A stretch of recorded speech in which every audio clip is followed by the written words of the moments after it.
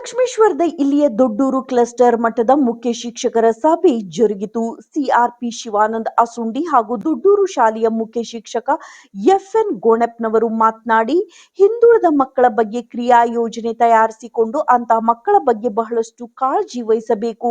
ಪ್ರಾರ್ಥನೆ ಅರ್ಥಪೂರ್ಣ ಕಲಿಕಾ ವಿಧಾನ ಆಗಬೇಕು. ಸಚೇತನ ಕಾರ್ಯಕ್ರಮ ನಡೆಸಿ ದಾಖಲೆ ಇಡಬೇಕು. ತಂಬಾಕು ಮುಕ್ತ ಘೋಷಣೆ ಪ್ರತಿ ಶಾಲೆಯ ಗೋಡೆಗಳ ಮೇಲೆ ಬರೆಸಬೇಕು. ಆರೋಗ್ಯ ಸಂಜೀವಿನಿ ಸಮ್ಮತಿ ಅಸಮ್ಮತಿ ಕಾರ್ಯಾಲಯಕ್ಕೆ ಬೇಗನೆ ಕೊಡಬೇಕು. ಬಿಸಿಯೂಟದ ಹಾಜರಾತಿ 1 ಗಂಟೆಯೊಳಗೆ ಹಾಕಬೇಕು. ಡಿಸೆಂಬರ್ 3ರಂದು ಯಲ್ಲಾಪುರದಲ್ಲಿ ನಡೆಯುವ ಪ್ರತಿಭಾ ಕಾರಂಜಿ ಯಶಸ್ವಿಗೊಳಿಸೋಣ ಎಂದರು. ಶನಿವಾರ ಶಾಲಾ ಅವಧಿಯ ನಂತರ ಸಭೆ ಕರೆದು ಮಾಹಿತಿ ನೀಡಿದರು.